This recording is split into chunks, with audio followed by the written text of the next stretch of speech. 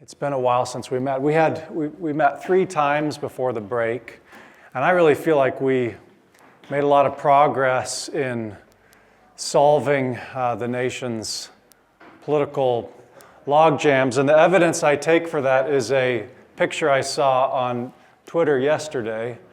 I feel like we've really made some progress here with this class. So I don't know if that's real or not. But we can dream, right? So I just thought it would be helpful to review maybe the first 3 weeks that we were together. And some of you may be thinking, there's so much theology in this class. Don't we need some practical solutions to practical problems? And to that I would answer that if we don't know what God is doing in the world, if we don't know what His plan is, we're not going to know what we're supposed to do. And He is really our orienting North Star. And so theology is crucial to understanding what we ought to be doing in the world. We talked quite a bit about the 2 dangers of politics. The danger on the one side is to make an idol out of politics and invest all of our emotional energy in the latest election. The other danger is to say that it doesn't matter. Things of this world don't matter, so we're not going to worry about it. Those are both errors of thinking about politics, and they're somewhat downstream from errors of seeing the kingdom of God as already here, already completely, everything that matters is here, or the opposite danger of saying nothing really important has happened yet, that everything is yet to come. So this tension of already and not yet. And we, as Christians living in the world, we have a dual citizenship. We are citizens of heaven and we are citizens of this earth. And there's inevitably going to be a tension between that dual citizenship. We talked about how Jesus is the one who in himself resolves that tension. He doesn't necessarily resolve it for us right now, but Jesus unites heaven and earth. Jesus was the God-man. Jesus is the one who came from eternity into time, and his incarnation unites these things that seem hopelessly separated. We're just going over these things quickly. We looked at the fact that God has created us as social beings. One of the bigger, better definition of politics is things that people do together, right? Life that we share together. And so it's not just about elections that happen every 4 years in Washington, D.C. We talked about the fact that the gospel has to be public if it's going to be true to itself, because all truth about reality is public. We don't hide the most important truths about reality, or we shouldn't hide the most important truths about reality. The good news of Jesus' reign, what Jesus did and what he is still doing, you cannot keep that privately inside my own heart and mind or inside a little sect of the church. The world may not recognize Jesus' reign over this world, but Christians cannot lose sight of that reign. Again, we're skipping over things that we spent 3 whole weeks dwelling on. So we live in a modern Western society which is ruled by something called classical liberalism, which makes it really hard to remember that Jesus is actually king, because classical liberalism pretends to or claims to banish all conversations of values and faith and ultimate questions from the public square. The reason given for that is because these are too contentious not solvable, and so we take them out of the public square. We noted how they always get smuggled in the back door anyway, but that's the pretense that we maintain. But any form of politics that denies or disregards the most vital truths about the world, the most vital truths about what it means to be a human being, any form of politics that denies those things is doomed to fail ultimately. And then, this is our last slide on review. Some people would say, well, we have to usher in the kingdom of God by force of arms then, right? And that's not the solution, but neither is the solution that Christian truth be kept silent and neutered and in a corner out of the public square. God is doing something in history. I think this is something that's hard for us to get our minds around. God is at work in human history to redeem all things through his reign. This is where history is going. Human history is headed in a certain direction. And God's plan for history began with Old Testament Israel. Israel was on display as a sort of a test case, if you will, under God's rule in front of the watching nations. And that reign expands in the New Testament. It goes global. Gentiles are grafted into the people of God. And now the church, much like Old Testament Israel, is the people of God on display under God's reign and rule. And the church functions, or is supposed to function, as kind of a miniature model of the kingdom from the new heavens and the new earth dropped into time, our time. And the church has answers that the world politically cannot solve, cannot figure out. So that's a whole lot. That was 3 weeks in about 3 minutes. Any thoughts on any of that stuff before we jump into new things? This morning, we spent a lot of time looking at what is the church, what is God doing in history, and this morning we're going to take a deep look into what is human government. What is human government? What is the basis for it? What's the justification for it? That's where we're going this morning. But before we jump into that, any thoughts from the last few weeks that maybe you've been chewing on?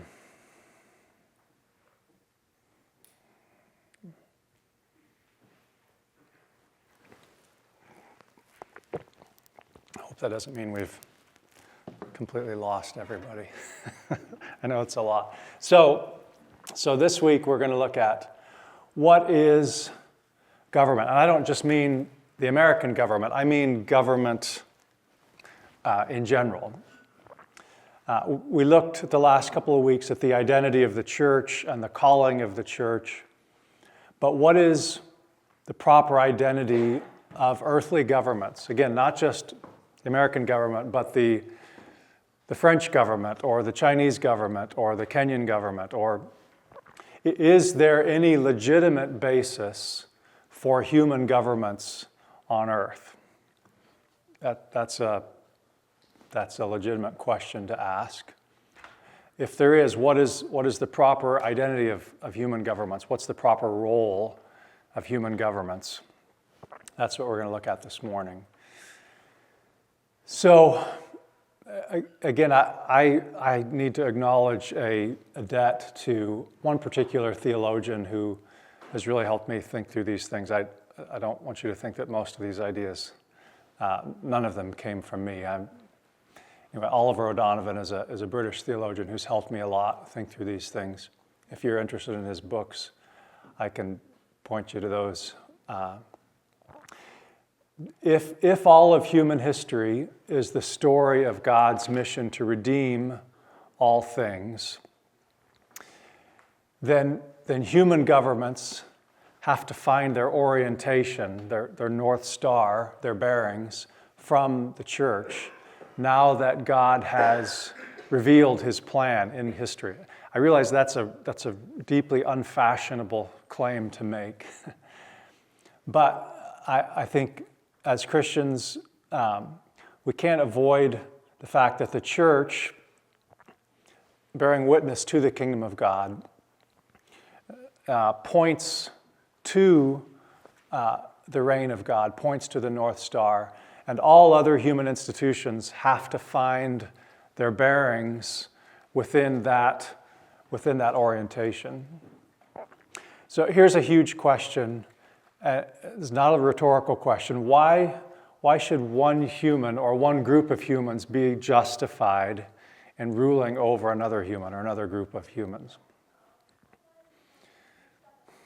What justification does anyone in Washington have to rule over, or anyone in Lincoln? What justification? There are people who claim that there is no justification for one human to rule over another. I think most of us would disagree with that. Do we know why? What justification would one human have, or one group of humans have, to exercise authority? If a policeman's lights go on behind me, why should I have to listen to him? What is the justification for authority? To reign in sin. That's an important part of it. She said to reign in sin. Yeah, we're going to talk. Yeah, that's right. That's right. Yeah, Larry. God's the ultimate. He created everything. Mm-hmm. So he is the ultimate authority, and he justifies, and he's the one that sets up. Yes. And so he sets them up. Yeah. Ultimately, it's his choice. That's right. That's where we're headed this morning. If you didn't hear, Larry said, God is the ultimate authority over everything because he's the creator, he's the king over everything.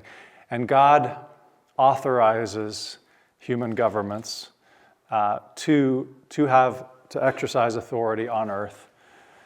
So, but within that, it gets really complicated, right? So you may also say, why do we keep looking at history?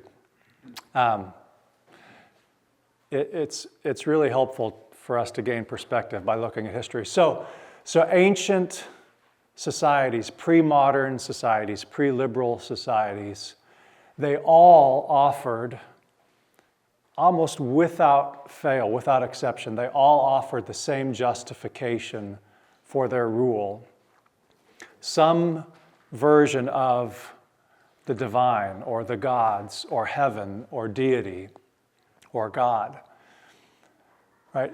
This older idea that all authority is divine, that all authority is derived from heaven, it was the view of the Old Testament Israelites, and it was the view of all of their pagan neighbors.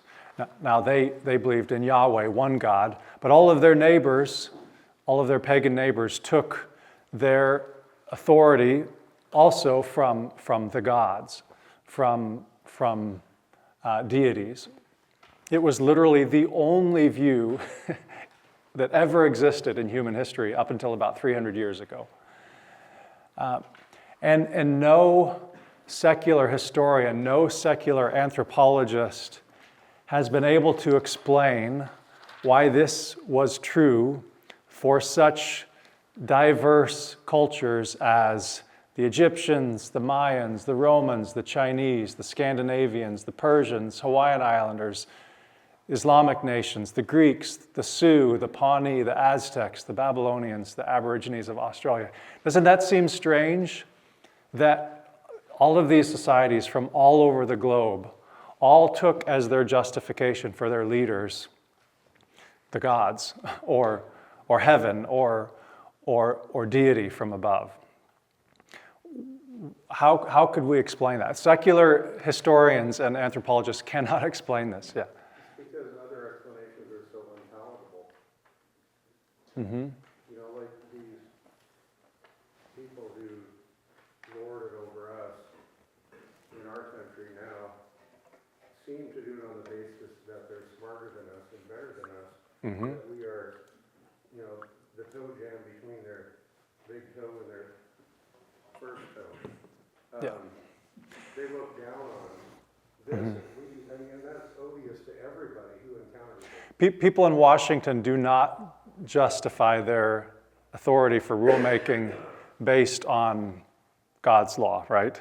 You did not hear that in 2020. You did not hear justifications for shutting everything down. At least if they're saying, well, my authority comes from God, that's so much more palatable to the people who are being crushed. Right. You're exactly right. We're going to look more at this later, but what modern secular nations use as justification for their rule is not God's, not deity, not heaven. They've come up in the last 300 years with a new justification, which we'll look at more later. But it's not heaven. It's not the gods or deities, right?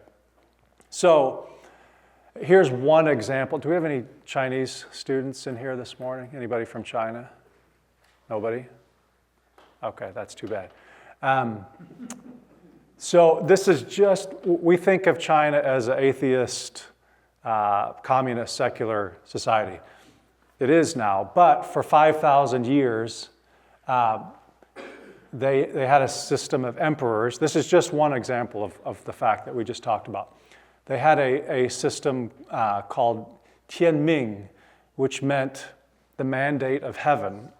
And the idea was that the emperors borrow their authority to rule from heaven, and heaven bestows the authority to rule on a virtuous emperor. And if the emperor ceases to be virtuous, then things are going to start to go haywire in the universe and in society.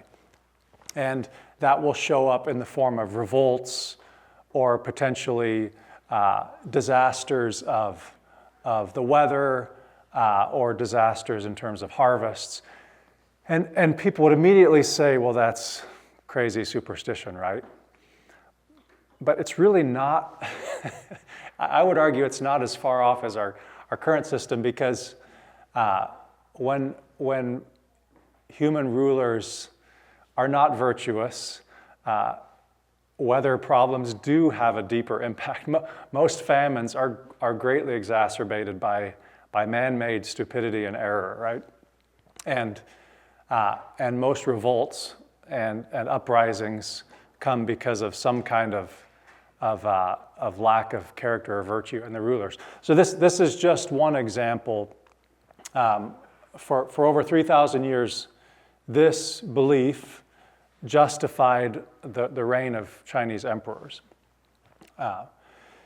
And we say, well, that's a form of ancient superstition. But even into the early modern West, you had kings like King James I of England and King Louis XIV of France. They were still making a claim that was parallel to this kind of claim. That the name for it was the divine right of kings. They argued that they had a right to rule because God had given them that right to rule. And so this is an idea that was still functional for most of society up until about 300 years ago. Actually, this idea still functions.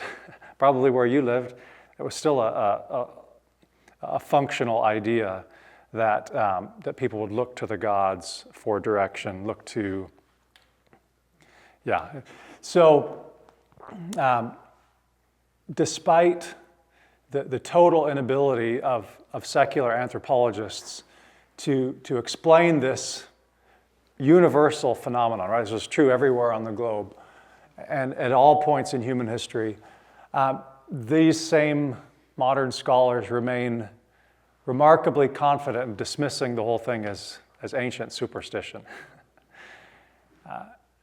Does that make sense? No. I mean, it doesn't make sense that they dismiss it, right? So what is the Christian explanation for this? The Christianity's understanding of this is that this link between the divine and the earthly ruler is actually rooted in the deepest reality, which is that God actually is the only source of authority. the only legitimate authority that one human being could claim to exercise authority over other people. Does that make sense? The problem is when the ruler doesn't actually believe that God exists, they claim authority from something that's non-existent. Right. Authority. Right. I think if you would study history, I think most of these emperors, pharaohs, whomever, probably did legitimately believe, Caesars, that they were vested by the gods with their authority. I'm sure there have been cynical rulers throughout time who didn't believe that. They just used it for their own purposes. Once that happens, then people see through that. Right. There's no reason to follow your authority. Right. Mine's as good as yours. Neither of us believe in God's. Yeah. So I think as Christians we can recognize that all these other ancient societies, and actually many societies that still exist today, largely not in the Western world, it's not that they were superstitious, rather they were mimicking in an idolatrous way what is actually true about the universe, which is that God is the only true king of the universe, and that any legitimate human authority on earth for one person to rule over another is going to have to be borrowed from above. Now, for 300 years, Western countries have tried to work out another system for human authority. I'd argue it's breaking down because it's got faulty foundations. And we'll look at those more later. Does this make sense? Okay. But please feel free to stop me if we're going too fast. I know this is sort of from the fire hose a little bit. So here's the problem, if we can call it a problem. Jesus, when he came to earth, declared himself to be the true king, the true manifestation of God's rule on earth. He actually weakened the ancient grip of the gods. How did he do that? He said they're not real. They don't have authority over human beings. And so Jesus, you could say Jesus dethroned the godlike pretensions of earthly rulers who have always demanded total allegiance from their subjects. And Jesus said, no, these are not gods, they're men. Caesar is not a god, like Caesar claimed. Caesar is a man. And so Jesus, in many ways, dethroned these pretensions of earthly rulers. A couple of times we can look at in his life when he did this. Matthew 22, he says, when the Pharisees, you remember, they brought to him they're asking him, should we pay taxes to Caesar or not? And it was a trap. But in answering that trap, Jesus said, give me a coin. They brought him a coin that had Caesar's image imprinted on it. And he said, you guys know the story, right? He said, give to things that are Caesar, give to Caesar the things that are Caesar's, and give to God the things that are God's. What belongs to God? Everything, right? So this is really a pretty subversive thing that Jesus was saying relative to Caesar. There's nothing. Caesar doesn't rightfully own. What's that? So do we owe taxes? We'll come to that. So, but this is the problem, right? What right does the IRS have to come and make me pay taxes, right? We'll come to this because it starts to get sticky. Another beautiful passage that talks about this is the interaction, the day of his crucifixion between Jesus and Pilate, right? Pilate is badgering Jesus and says, are you not, and Jesus was remaining silent. And Pilate says, what, you're not going to talk to me? Don't you know I have the authority to release you and the authority to crucify you? And what does Jesus reply to Pilate? He says, you would have no authority over me at all unless it had been given to you from above. This was I don't know if Pilate recognized it or not, but Pilate was being told where he ranked in the pecking order. He was not as high as he thought he was, right? Earthly rulers have always, prior to 1700, say, have claimed from the gods the right to rule, the right to control everything. Jesus exposed the hollowness of those claims. That old fairy tale about the emperor who has no clothes and he's exposed by children sort of illustrates this thing. And since Jesus did what he did, the world cannot unsee what Jesus brought and what Jesus did. So I would argue there's a crisis in earthly human governments and earthly human authority since Jesus for this precise reason. Does that make sense?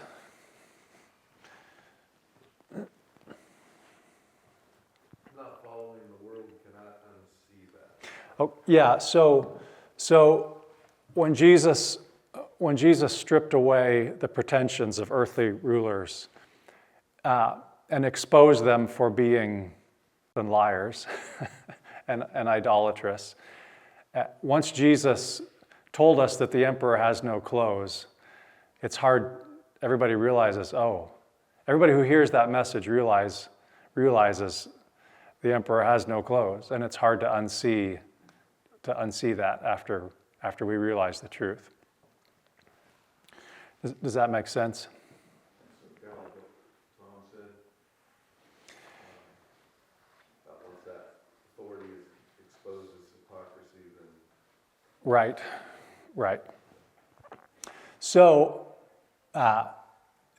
another example, the ancient world fully believed in the inequality of human beings. The U.S., the Declaration of Independence, what does it say? We hold these truths to be self-evident that all men are created equal. If there's one thing that's not self-evident, it's that all men are created equal. Look around, people live in dramatically different social conditions, dramatically different abilities and talents. It is not self-evident that all people are created equal. And the ancients all took it as self-evident that all people were not created equal. Jesus said that all human beings, the Christian story is that all human beings are equal in terms of value and worth and dignity because we're all made in the image of God. So the Bible story was directly contradictory toward the story that human beings had told themselves for all of human history, right? So if all human beings are unequal, it would make sense. The Greeks taught this. Aristotle taught this. Some men were meant to rule by God, by the gods. Some men were created by the gods to be slaves. That's just the way it should be. Slaves are slaves because that's what the gods made them for. The rulers are the rulers because that's what God made them for. Jesus said that's wrong. That's not right. But do you see how that undermines the old system of authority that says that one person would have the right to rule over others because we're not made equal? Jesus said we are equal. We're equal in the sense of we're not equally wealthy or poor. We're not equally talented. We don't have equal positions in society. But he said we do have a fundamental equality in the sense of all being made in the image of God, right? A fundamental dignity, a fundamental worth that belongs to every human being, whether they have serious mental disabilities or not, whether they have serious physical disabilities or not, whether they have an IQ of 130 or an IQ of 80. They're equally made in the image of God and equally possessing of dignity and worth, right? So, but that again undermined the ancient view of authority, and given that all people are created with equal value and dignity, what again, what right would one human being have to take authority over another if we are, as Jesus taught, equal in dignity and value? We're trying to set up the problem. Do you see the problem? And Jesus, in many ways, intensified the problem because of the teaching that he brought and the life that he lived. So back to the question we started with, how can human governments, which do require authority, do require hierarchy, do require one person being able to tell other people what to do. They require, if the policeman pulls up behind me with his lights on, I'm required to pull over, right? There's a hierarchy there. I have to listen to what he tells me to do. If the IRS shows up and passes a law about taxes, or even the Merritt County, if they raise tax rates, I can go in and complain about it, but at the end of the day, I have to pay, I have to pay my taxes, right? What justifies one human being or one group of human beings to do that to the rest of society? What would Jesus offer? What would the Christian story, the Christian teaching, what would it offer in replacement of the old system which Jesus was dismantling? Any thoughts on that? Yeah. Yeah, that's going to be, Jesus is going to reshape what authority looks like. Yeah. She said, being the servant of all, most local police departments, what does it say on the side of their car? To serve and protect. Do you think the Romans rulers on the side of their chariots said to serve or protect? They were serving themselves and protecting their own interests. That's a radically new idea in human history that came to us not through any pagan sources, but through Jesus. We'll look at lots of examples of those things. So at the end of the day, Christianity, I realize this is, again, a radical claim, maybe even an offensive claim in modernity, but it's one that I feel very confident in making, that Christianity is the only voice that can actually offer a coherent justification, a coherent rationale for human government, for why one human being could exercise authority over another. And here's where we're getting to the nub of it. God authorizes human governments as legitimate if they remain properly humble. That is, if they do not aspire to omnipotence, omnipresence, omniscience, omnicompetence, if they don't aspire to deity. And feel free to look up these passages later, but these are all passages, most of them from the New Testament, a couple from the Old, that where the Bible authorizes a rationale for human governments. Human governments are a legitimate form of institution in the world today, and God declared that they are. But human governments, every human authority is under authority, right? There is no authority that is not also under authority. And you notice we capitalized authority. Every human ruler is answerable to God for the way that they exercise their rule. Ellie, you mentioned this. One of the main reasons we still need authority, we'll come to that in a second. Even in Eden, you can see structures of authority and hierarchy before the fall. So authority is not just something that we need because of the fall. Authority is actually, you could, without going too theological, there is a certain authority within the Trinity itself. So it's part of the fiber of reality, right? The Son, God the Son, listens to God the Father, who sends God the Son. So there's authority is a good thing that was in place before the fall. It's even more necessary after the fall. Why? You guys have already answered this a little bit, right? Why is authority even more necessary after the fall?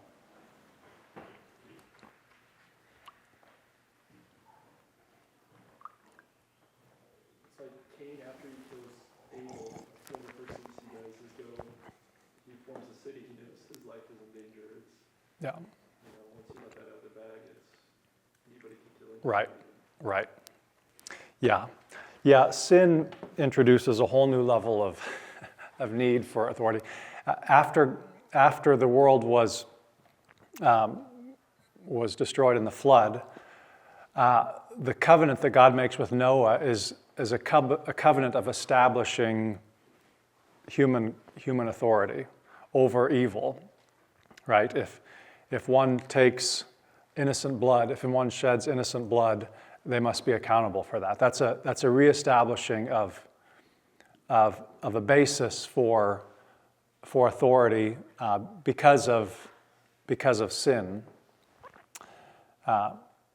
Human beings can very easily, we forget this because we've had a nation that's been relatively stable for quite a while, relatively peaceful, but human beings can very easily tip over into anarchy and lawlessness, and most of human history is actually, Hobbes was not wrong when he said most of human history is nasty, brutish, and short. Man's inhumanity to man, right? The war of every man against every man. So I think of times that I visited Haiti where Haiti does not have it's effectively anarchic. We lived in China for 10 years. I would rather live in an oppressive authoritarian state than one in which there is complete anarchy, and you literally have to watch your back constantly, or someone's going to come along and mug you and possibly kill you, right? So we're aware of places and times in the world when authority totally breaks down, and it is not a good thing, right?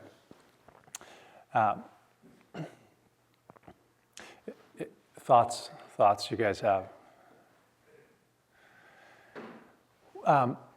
Obviously, we're all very painfully aware that authority can be misused and abused, right? We experience that on a national level. We've all experienced, everybody's experienced the injustice of someone in authority over you who exercised it improperly, who exercised it for their own good, not for those under them, right? Part of human sin means that authority is fallen and is frequently misused and abused. I don't think that's a controversial statement. But I do want to give 2 cheers, if not three cheers, 2 cheers for authority and for hierarchy. What is the field of medicine if not a field of authority? I don't go to anybody for advice on what medication I need to take. I call Dr. Whalen, or I call one of the other doctors in our church, because he has the authority that has been conferred upon him by the medical establishment. And I don't go to anyone for surgery. I go to Dr. Sipe for surgery. I don't go to my neighbor who slept at the Holiday Inn last night for surgery, right? I don't want anybody opening me up. I want somebody who's been through a system of study and preparation, a system of knowledge and wisdom that has been passed down in a hierarchical kind of way. All of our educational system depends on authority, not just, the students can't run around and run the asylum, but the act of knowledge being, Why doesn't the students get to show up and say, hey, I don't want to learn about algebra today, I want to learn about video games? No, the educational system is built on, there are some people in authority who tell young people what it is that they ought to study, what it is they ought to be doing with their time. You can't operate a sports team without one person in charge. He may not be great at X's and O's, but it's better than everybody. A coach who isn't great at X and O's, but they all run the same system, is better than every player on the team doing what they feel like, right? To operate an orchestra, you have to have someone in authority who has gained that authority through his training, through his experience. Is Mike here? Mike Hoosman? I don't see him this morning. Okay. Mike, you went through the trades, right? There's a system of authority. You have a master tradesman and you have apprentices. The apprentice doesn't get to say, hey, I'm going to decide what we do today, right? That was strict, even if the journeyman was wrong. Yeah, right. So society literally cannot function without authority and without hierarchy. Does that make sense? Any pushback on that? And again, this is not to say that authority doesn't go wrong. We know authority goes off the rails. We know people, you might have the apprentice or what's the guy called who's over the apprentice? Journeyman. The journeyman. He may be a tyrant. He may just enjoy lording it over the guys under him. But we know that happens. We know coaches or teachers or orchestra directors who like power and they lord it over. But that does not nullify the fact that human beings and human societies need authority, need hierarchy to function, and especially in a fallen world, right? Does that make sense?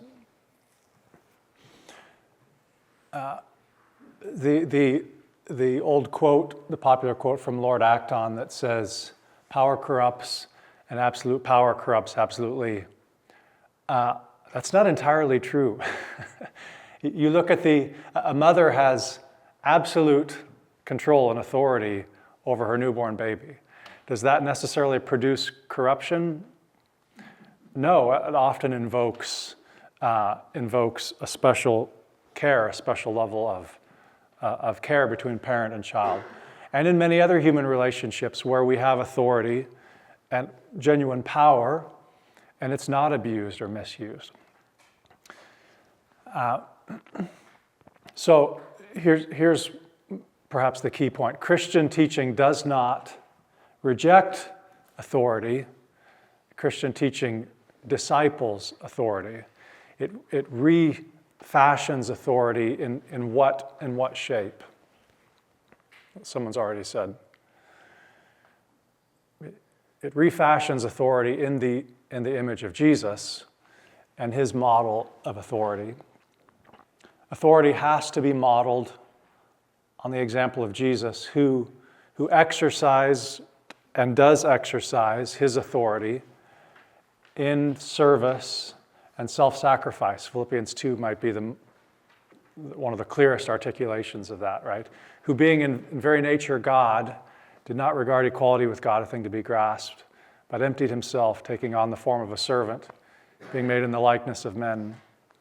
Right? This is the model of authority that we are given. This was not the model of authority exercised by Caesar or Pharaoh or the Chinese emperor of 500 BC or many people today.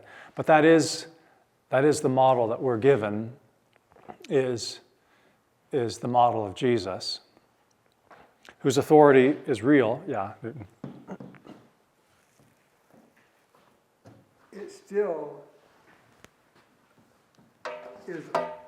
goes over my head, this concept that somebody can have absolute authority over me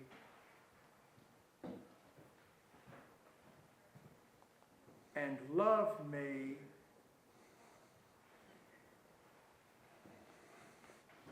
with a love that I could even conceive of being attractive and non-threatening. I've been a Christian, a genuine Christian, for a number of years.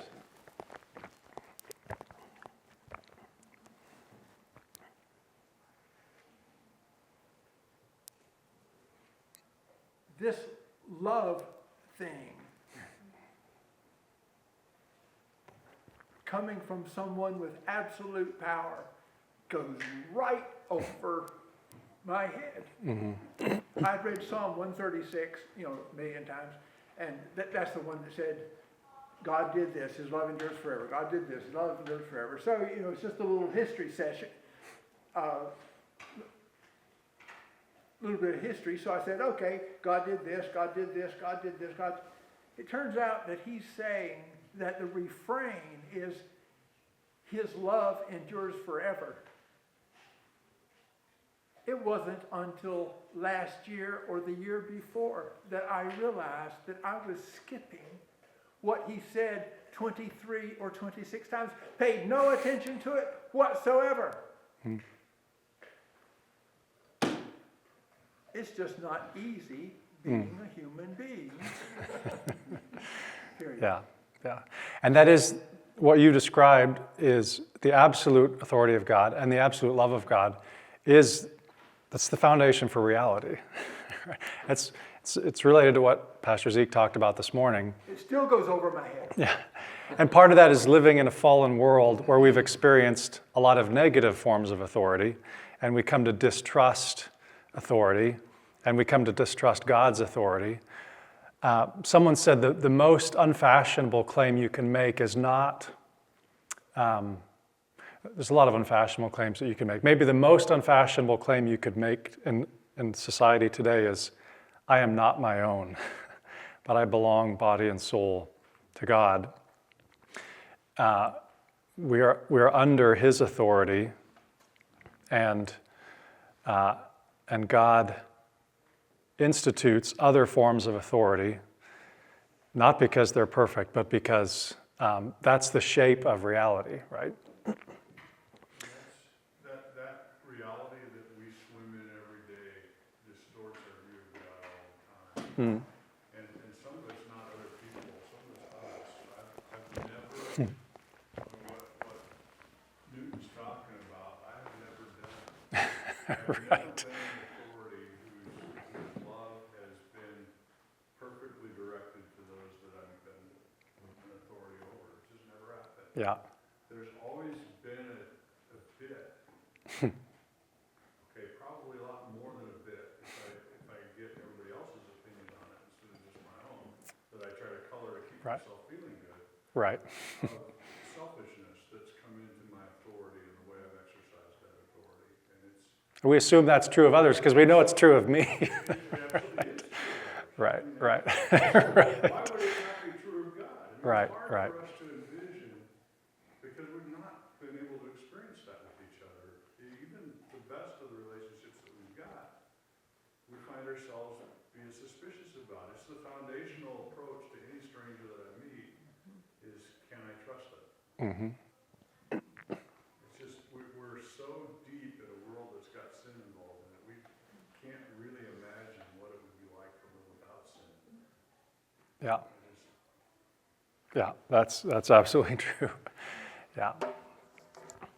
Nathan, I've got a slightly different direction. I wanted to ask about questioning authority. And I've been sitting here thinking that 20-some years ago I came from Colorado where property taxes actually went down 2 out of 8 years. And I came here and mine went up 8 out of 10 years. And I went down to the Board of Equalization like 6 I've been there too. And I remember, 15 minutes ago, you said we have the right to question the authority. And so I've been chewing on that a little bit. If the authority is established by God, I mean, it does seem to make sense that we have some question to push back with our parents and even maybe a police officer. But where do we get that from biblically? How do you think through that? Yeah, so I think one of the hardest questions is, how do we know when human authority has tipped over the edge from being not perfect, but still basically legitimate, to where it's tipped over to being illegitimate and has lost its authority. That's a hard question. That's what we're gonna wrestle through, those kind of questions. We could say some really controversial things. I'll blame this on my high school history teacher, Mr. Dockweiler. Was that our junior year we took American history? And I remember him saying, I may be quoting you wrong, so I remember him saying something to the effect of, if you're a faithful Bible-believing Christian in 1776, that's a difficult. Can I throw off the government, can I violently engage in insurrection against a government when my life is probably better than 95% of people on the globe at the time? and so some people determined that government had become corrupt enough that it had tipped over into illegitimacy, and they were justified in taking up arms to overthrow it. That's a live question today. When has the government become so corrupt or so, when has it seized so much illegitimate authority that has delegitimized itself?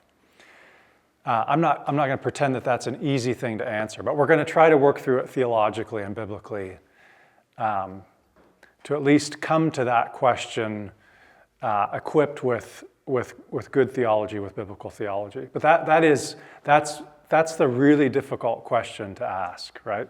And that's a question that during the Civil War was wrestled with By the South. Americans on the South and North.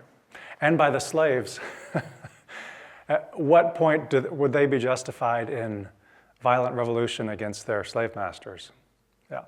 One of the things that it seems that our current government likes to ignore is the fact that they're continually making value judgments. They're determining what is good and what is bad. They don't call it good and bad. Yeah, they pretend it's not. And Yeah. they don't use the terms like, we're trying to find the best ways for humans to thrive. And they don't acknowledge that God already tells us most of that stuff. Right. And therefore, well, I don't know, a couple pages ago in the notes, it was like, the authorities want to set themselves up as deities. They want to be the ones who decide what's right and wrong, what's good and bad. And You touched on something earlier. You said, we'll get into this more deeply later, but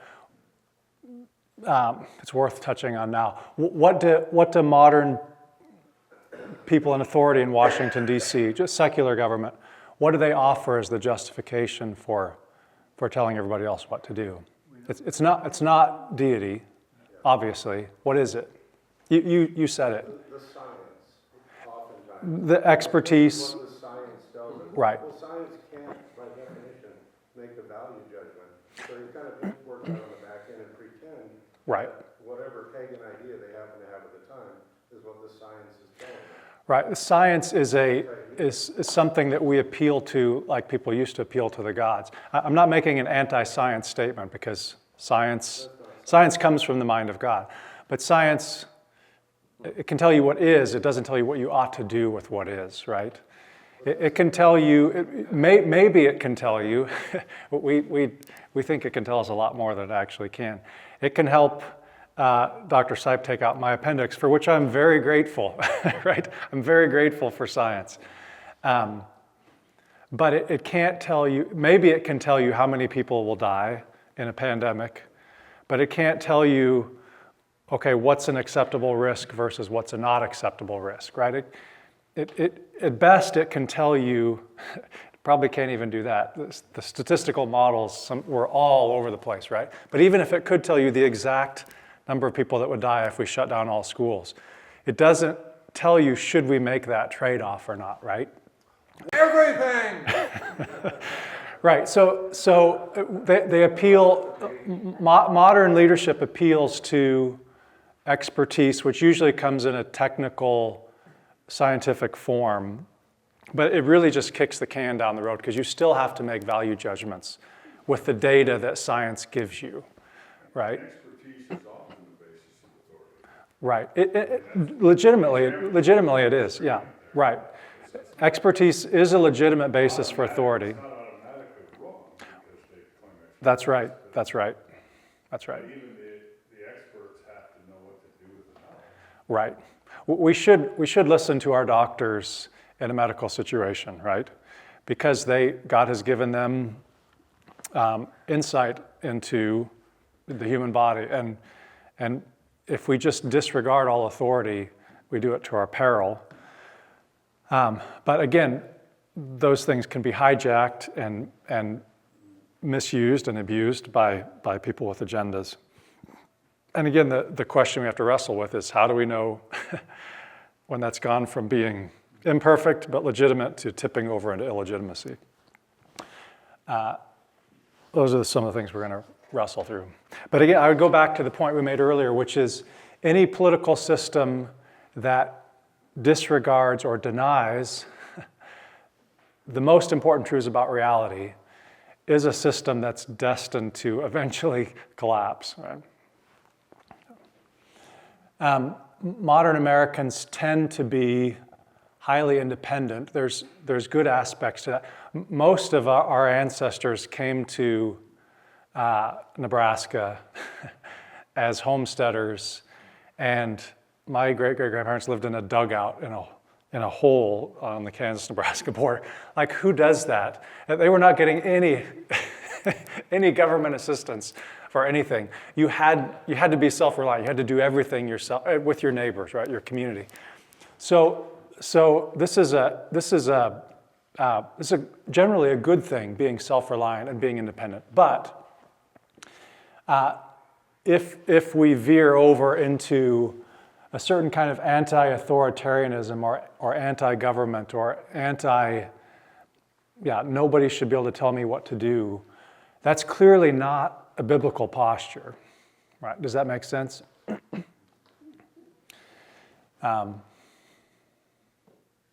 There are people who say that, no government is legitimate. No government has a legitimate claim on me at all.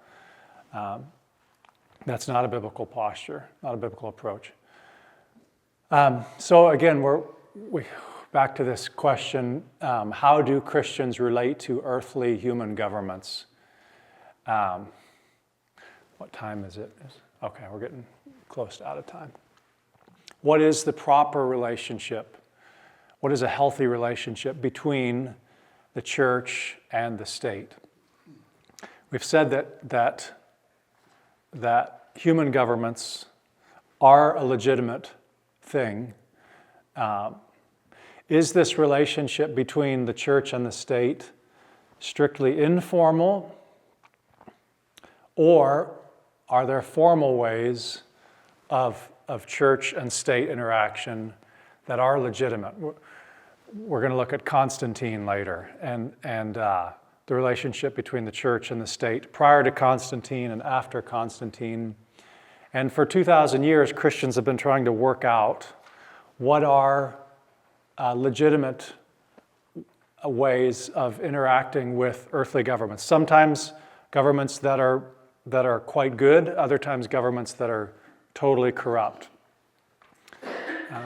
You can't always run a blood test and it tells you, okay, this has an appropriate level of legitimacy, or it's fallen below that appropriate level, right? We're going to look at a model, and I wish I was better at computer stuff, graphics. I'm not. I'll bring a whiteboard next time. We're going to look at a model that's been helpful for me. This isn't going to do justice to it very well. But the first thing to say is that God is king over all reality, right? We can all agree on that. And God, the Father, has vested in God the Son authority to rule and reign over all things, right? So underneath, there's nothing that's outside, this top statement in bold, there's nothing outside of that. Nothing exists that is outside of the authority of God, right? Can we say that? Underneath, if I could draw a circle that's all of reality, and then within that circle of all reality, we have this institution called the church, and we have this institution called human earthly governments. And the question is, how much do they overlap? Are they entirely separate? Should they be entirely one? What does the Venn diagram look like between these two institutions? And again, Christians have wrestled with this for 2,000 years under sometimes very different political circumstances. And so someone living today, a Christian in an underground Chinese house church, is going to be answering this very differently from, or wrestling with very different kinds of problems than we do, who live in a government that's, we know which direction things are headed in, but we're still more free than 99% of human beings who have ever lived on the planet, right? So here's a few things. We'll close with this slide, and we'll come back to it next week. Here's a few things that we can say about human earthly governments. They are necessary, and human government is a legitimate form of human organization, right? Because human government is authorized by God. We're not saying it's perfect. We're not saying it's cannot be corrupted. Human earthly governments authorized by God are intended to be limited in their power and limited in their scope. Right? They're not meant to be all power. They're not meant to have the power of deity. They're not meant to have the absolute power of God, of omniscience and omnipotency. Human earthly governments are a temporary feature of the age in which we live, this age between the first coming of Christ and the second coming of Christ. They're a necessary but limited and temporary feature of life between the two comings of Jesus. We're going to contrast that in a minute with a lot of these traits with the church. Every human earthly government is accountable to God's judgment. In other words, every human president, every human dictator, every human ruler is one day going to have to stand before God and answer for the things that they did with their power and authority, right? There's no authority that is not ultimately under God's judgment. They may not be judged, Kim Jong-il, the dictator of North Korea, he may not face the judgment he deserves in this life, but someday he is going to face the judgment he deserves, right? If he does not repent and seek God's forgiveness, right?